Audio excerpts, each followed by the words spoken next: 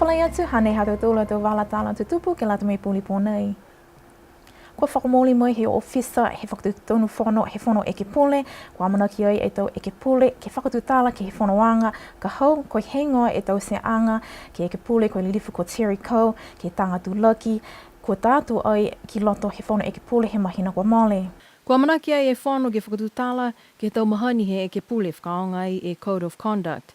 Na nā kai whai ko misi pauaki ke onono ke tau mahani me tau anga he tau eke pule tunga he tau motu i whafu. Na whakahingoa e tau ko misi penei koe Disciplinary po koe Ethics Committee. Koe tau whangapa penei ka onono ki ai e ko misi whale he whono eke pule. Koe whono eke pule he tau whahi tau puka mole, ne lahi e wanga hau he lilifu eke pule motu ko Olaf Jacobson ke he mana nei ni tupu. Mo he pihea ia, kua lata e mana nei ke whakamua ke whahinga hua leo leo, ha koe tau mana lalahia nei. Ko e la ia he kua whaimana penei kua tupu ke whanoanga lilifu he tau eke pule he motu. Nā tala Hawaii he lilifu ko Terry Ko ke he BCN News he tau mga aho i kua mole, ko e lalia ia ke whakakise e muka muka ke tamai e tau whangatulaki penei ke he motu. Ko e kakanoa ia asi tātua ia ke he whano ke pule. Pehe mai fō ke takitaki leo leo ko Tony Edwards, kumi anga ia ni alau tolu ke he mana ni tupu. Pehe ia ke whakamanatu ke tau tangata osi, koe tau mana pehe nei, kua lata ke kau whakalataha he tau tangata osi. Moe tau se tau mana kua tonu, ke hoko taki whakamawhisi angi ke he whahe leo leo. Koe anga moe mahani he tau puhala ke pui e motu ke he tau le kua pehe nei, ke aua tupu ke he tau maui mua. Ko Esther Pavihi, my BCN News. Kua manaki ai e whakatawhana ke kaitalafa tupe mai he kautaha Asian Development Bank, ke langmataia ke tau pataanga tupe, he whale tupe asi hake he motu, ke langmatai ke tau kaitalafa, he tau moko loa, mai whahi pisinisi he motu. Pia tau manatu whakakise he hukui he whakatawhana, koe lilifu ko Dion Taufitu, ke whanoanga ke 5 ua aki, he kautaha Asian Development Bank, ke motu ko Fisi, he mahina kua male. Pehe ai e tau whitu ko e tau amamana ki anga he whakatuwhono ke maua langa matai mai he kautaha Asian Development Bank. Tunga e tau pulotu me tau loto matala ke kumikumi ai whalo tau puhala ke maua mo e kautua e tau manako Niue. Pehe ai ko e tau tala ke he tau kaitalafa tupe, tō muitua ke tau hokotaki ka maua mai he tau pulotu nei, mo e tau pulanga mai he tau hokotaki nei ke he tau puhala langa matai tupe kaitalafa mai whale asi hake, tupe asi hake he motu. Pehe ai ka mata whakainene mo e tau kaitalofa si onono atu ke tau mga aho kua lata ki ai. Ka manako e whakatuwhono ke ole kaitalofa mo e tau ngahua whakalaulahi he motu, amana ki ia tō haka uloa e tau manako nei, mo e tau pulotu mai he kautaha Asian Development Bank ke onono ke tau palana whakapisinisi, mua atu ke he tau ononoanga ki mua.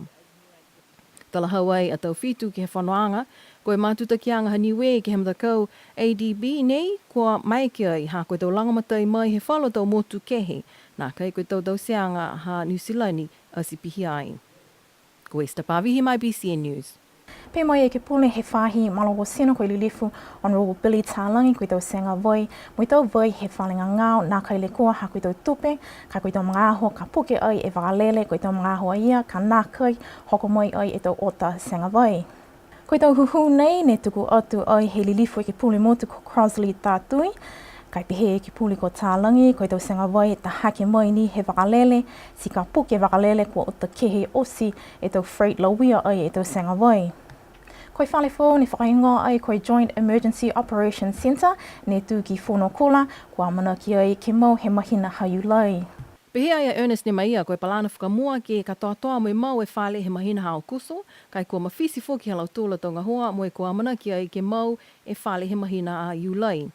Koe project nei ne kau whalataha ki ai a Shop Exports mo Mautama Constructions. Tō puto ia e ofisa he whahi leo ki loto he matapatu ofisa nei, ne whahingo ai koe Joint Emergency Operations Centre, ne whakatupe mai ai he kautaha Secretariat of the Pacific Community, ke he taha e miliona tā la. Pehe mai takitaki leo, koe matapatu ofisa nei ke leveki ki lalo hifo he Officer National Disaster Management Office, ke lata ai mo i tau mga aho ka whai le kua tupu whakaofu ke he motu, po ke tau mga aho ka toa i tau matangi a wha. Koe ai ki ai whale nei mo matapatu ofisa ke whakatoka ki ai e tau ngahua osi. Ko Esther Pavihi, my BCN News. Koe mga ho nei, koe tau ngahua ke whono e puala tū, kua hoko hake ke maanga ko ma kefu. Pe mai whai ngā hua pisinisi he whakatuwhono koe whai hi sivolo, ko whitahe osi e tau ngā hua whono he poala tūtū, ke whai tonga, he motu ka mata mai he lalo palia i tamakautanga, ke hoko ke funga palia i awasele. Moi ke whahi toke lo he motu ka mata mai i Niue, ke hoko atu ke ana iki motel ke maanga ko makefu. Pe mai alau tolu, nā kai holomi taki e tau ngā hua he wha tōtu mau i woha, mai nā kai mai ake ke tawili tu mau e tau makasipi. Whalua ma ngā ho, toka ngā hoa e tau tangata ngā hua, moi wha malona e tau awhi mamafa ke whakaholo ki mua e tau ngā hua. Ka koe tau ngā hua whakawhau ke tau puhala tū, kua manaki ai ke whakamole o fulu e miliona tāla ke tau se whakawhau, whangofuma ono i kilomita he tau puhala tū he motu. Kua mapapa i tau whanawanga he whainga hua fuafua matangi, moi talanganga he tā pepa whakaingoa koe Community-Based Early Warning System Plan. Kua whamama mai e ulu whakatonu he whainga hua, ko Rosie Msiepo e matapatu he whaholoanga fuau nei moi tau amamanganga he whahinga hua au loa moi tau matakau ki he kehe, he motu moi maanga ke whamaoli e pepanga hua nei, katalia ki ai e kapeneta. Koe ka kana uho ke lau matai e tau mamaanga he tau tangata motu ke he fuafuanga matangi, tau matangi malalo, moi tau puhala mau tau se use. I mahui ngalahi ke maua e whakatu tālanga moi whakamāmanga he whaholoanga nei kua mamana ke whainga hua fuafu matangi ke whakatoka.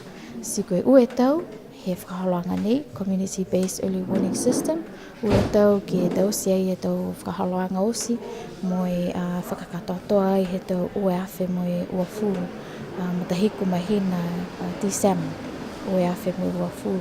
Kua kisia, kua tū malalo i tau matakau boys moi Girls Brigade he motu, ka kano ia, kua whiwhile i tau matakau nei, ke whakaholo, moi langmatai, moi whikau nei. Nā kai pehea ia, ko lau tolu ni kai puto ia osi e tau matakau iki, pia whoki moi tau la lotu ke whakaholoanga nei. Ka kado ni whiwhiria i Girls Brigade he hata tolo motu, ha kua laulahi e tokohive company ne malolo ke whakaholo e tau whakaholoanga ke halo tolu a tau whakaholoanga ke lote GP i lote tau maanga. Si malolo lahi halo tolu ke halo tolu a tau whakaholoanga whamahani ke tau awhiwhilotu. Si malolo foki komisi he Girls Brigade he motu ke tamaia e tau tunga pehe tau whakaholoanga, tau si tālanga lau tau whakaholoanga, si whakangahua tau whakaholoanga, si lioki mai e tau mena ko whitāti ke hai osi e tau si lioki mai ke pataanga uloa, ke lata mutakau ke wheloa, si whano tu mau foki alo tōru he tau kuata takitaha, hai foki e AGM halo tōru ne whātau se he tau takitaha. Si koe ki seanga ia ne manako mautoro ke matutaki me matakau he Girls Brigade he hata tolo motu. Kua ka mate tau whakakoanga koe Masters in Business Administration ki Angopulotu he Pasifika Tonga ki Niue, moi wahenga whakamua ne whakahingoa koe Orientation ke awhiawhingofua. Ne uina atu e ulu whakatonu ko Seone Lolesio alo tolo sine ko tohia halo tolo to hingoa ke lata moi MBA ki hohoko atu ke lata moi tau wahenga whakamua nei. Molea o fulu e tau whanau whakaako ne ko wheluia moi whaianga fuau, koe pulotu ko Dr. Sunia Wasikata mai suva, moi kamata ai ke halo tolo a whakaholoanga whakaako. Behea Lolesio kua manaki foki ke tau mga hui mua ke whaiwhaianga moi he motu ko whisi, ka hau ke lata moi tau whakaakoanga Postgraduate Diploma in Pacific Studies. Kua lahi foki e whiawhia hana ke kisia tokolong he tau numela, au whiawhingo fō e makai he tau tangata ke o te tau wahenga nei, moi fōli ke tau whakamailonga MBA whakamua ke lata ai mo Niue. Mui mai he whakaosianga he taonanga festival he mahina kua mole, kua whitāni e tau whakatokatokaanga, whakalatalata, ke lata moi taonanga he tau uawhe moi uafulumataha. Kua whitā whalu a tau mana te pulenga atu he matakau ni whakatokatoka ai e taonanga festival he tau nei ke whakakise ke takitaki koe palemia. Tā pulenga ke tau si moi whakamoli e tau matahingoa nei ke mbautu mau ko hingoa e taonanga nei moi kumi atu e whalu e tau kautaha mai he tau moti whafo ke kau whakalataha ai moi whakatupe tau tau sianga nei. Whakatai ai e lau tolu ke kautaha e New Zealand moi tau amanakianga ke whai tau sianga pauwaki tunga tau package deals ke lata moi tau mga aho i mua. Kuamana ki foki ke nā kai whakatali tau whakaholoanga whakaoho ke lata mo i tau nanga he tau uawhi mo i ufulumataha. Pina atu tūla tau wala tala tutupu ke lata mo i pulipo nei ato liu ke wheluia tapu ka hau nana whaa mo i mwana wina.